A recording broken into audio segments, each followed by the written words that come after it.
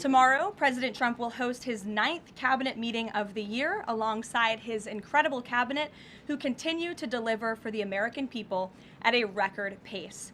Later in the afternoon tomorrow, the president will make an announcement in the Oval Office on his initiative to create Trump accounts to give the next generation of Americans a jump start on savings. It will be a very exciting announcement indeed, especially for all of the parents across the country with young children and babies.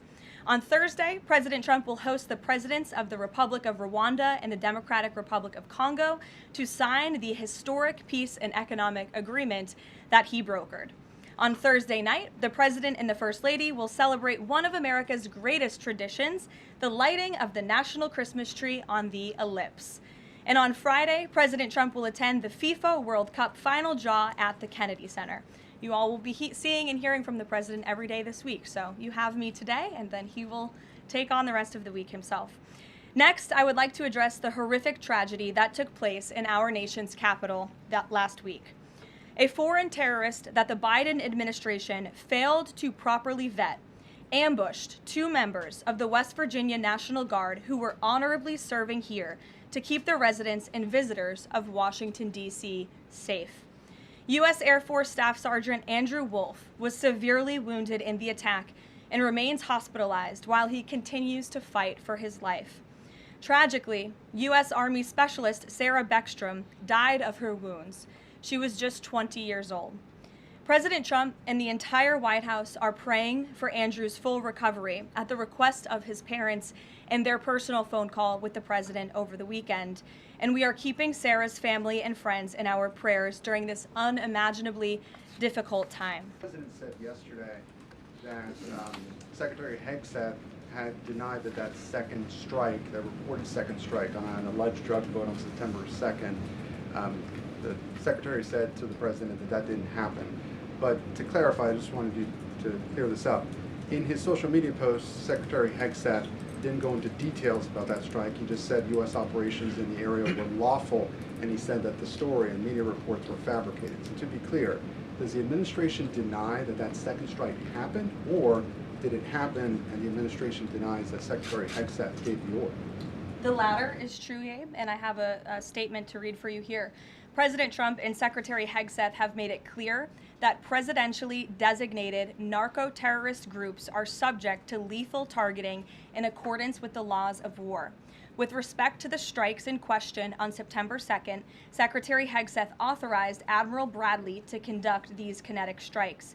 Admiral Bradley worked well within his authority and the law, directing the engagement to ensure the boat was destroyed and the threat to the United States of America was eliminated. And I would just add one more point to remind the American public why these lethal strikes are taking place. Because this administration has designated these narco-terrorists as foreign terrorist organizations. The president has a right to take them out if they are threatening the United States of America and if they are bringing illegal narcotics that are killing our citizens at a record rate, which is what they are doing.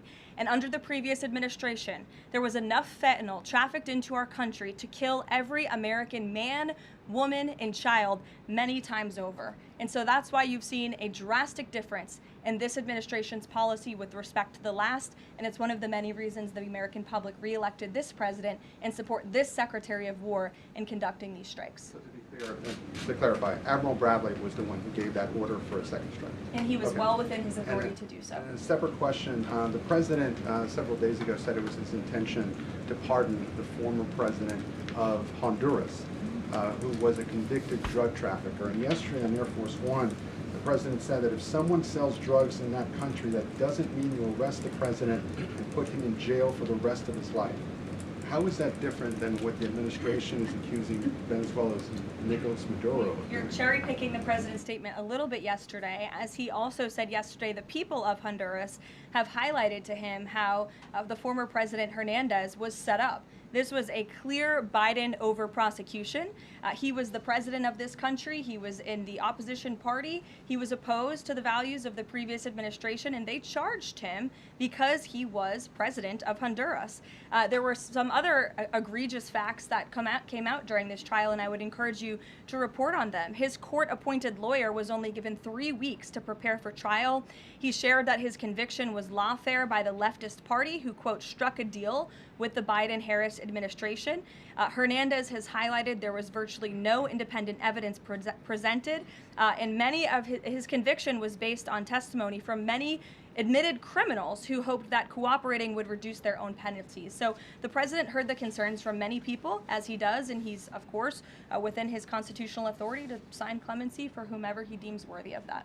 On the Venezuela strike, You said that that second strike was in full accordance with the law of armed conflict, but the Navy's own manual of law of war says that specifically firing on survivors from a wrecked vessel is an example of a war crime that's forbidden under U.S. law and the law of armed conflict.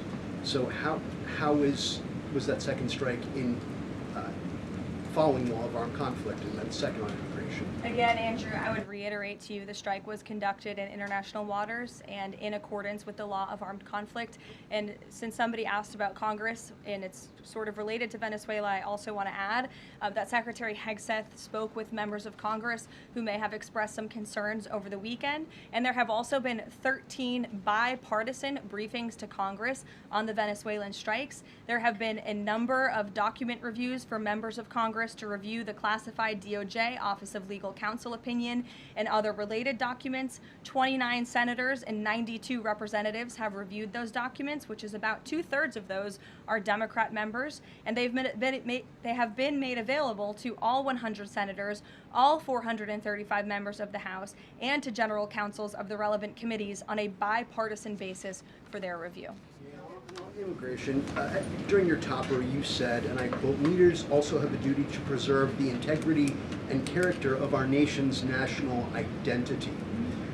Can you explain what you mean by our nation's national identity and integrity and character, and how would refugees, people coming from war-torn places who are seeking a safe haven in America, like many of our forebears in this room, not add to our nation's integrity and character of our national identity? I'll tell you what does not add to our nation's character and integrity is refugees who come here under the alleged plight of asylum and fleeing persecution, and then come to the United States to abuse our system and rip off American taxpayers. And as I pointed out, the New York Times, to their credit, it was about 6 months too late, but they did write about how Somali immigrants in Minnesota have been ripping off American taxpayers. In fact, 86 people have been charged in a rampant and widespread fraud scheme spanning multiple programs in Minnesota.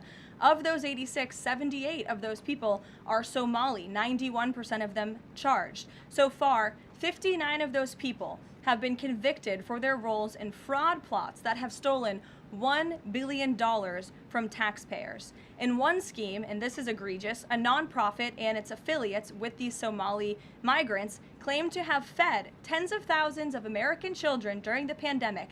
They were reimbursed for those meals by taxpayers. However, federal prosecutors found that almost all of those meals were never even delivered to hungry children. In fact, those organizations' leaders spent the money on houses, luxury cars, and real estate in Turkey and Kenya. Another scheme involved hundreds of organizations who were reimbursed for services that were supposed to help people at risk of homelessness. Once again, those services were never provided. All of this has happened under Democrat leadership in a Democrat-run state, where these refugees, these migrants are coming to the United States. They are abusing our system. They are draining our resources that should be going to law-abiding, taxpayer-funded, tax-paying Americans. And this president is not going to put up with it anymore. Well, the White House today launched a new fake news portal, which I found interesting. What is your objective with that, ultimately? And are you going to name the news networks, and are you also going to name some of the correspondents, some which may be here today? Yes, we are. I'm glad you noticed. Much to the dismay of some of your colleagues in the room, John. And I think it goes to our original promise on day one to hold the media accountable, because unfortunately, and we deal with this all day, every day around here, there are so many fake stories that are unfortunately written that have inaccurate characterizations of meetings that took place, and it's all based on anonymous sourcing. And you know, the standard for journalism, unfortunately, has dropped to such a historic low in this country. And again, we deal with it every day, where you can have an anonymous source who has no idea what they're talking about, zero credibility, call up a reporter in Washington and say, hey, I heard this, and then the next thing you know, it's on the front page of the New York Times. It's really incomprehensible. We appreciate the journalists, some of those who are in this room who do reach out for comment, who try to get things right, and there are some that remain. But overwhelmingly, the fake news that we see pumped out of this building on a day-to-day basis, it's honestly overwhelming to keep up with it all, and to constantly have to defend against these fake news and these attacks. And I will point out one fake news story over the weekend before I let you all go, from the New York Times that took about 1/3 of the president's daily calendar and his daily schedule and said that he's doing less than he did in his first term, or he might not be fit for the job. That is unequivocally false, and it's deeply unfortunate that this story was written by the same outlet and the same reporter who wrote this: Biden is doing 100% fine after tripping while boarding Air Force One. Oh, same outlet, same reporter who wrote that President Trump is not fit for the job. Are you kidding me? You all see him almost every single day. He is the most accessible president in history. He is taking meetings around the clock. Another one. Biden declared, quote, healthy and vigorous after his first presidential physical. I don't see headlines like that too often about this president. Again, same reporter, same outlet who wrote falsely over the weekend that President Trump is not fit for the job. I can assure you he absolutely is. You all see that with your own eyes on a daily basis, and the president's physician has now given you all 3 detailed reports on the state of the president's health. So with that, I will leave you all and we'll see you tomorrow. Thank you. Thank you, Caroline.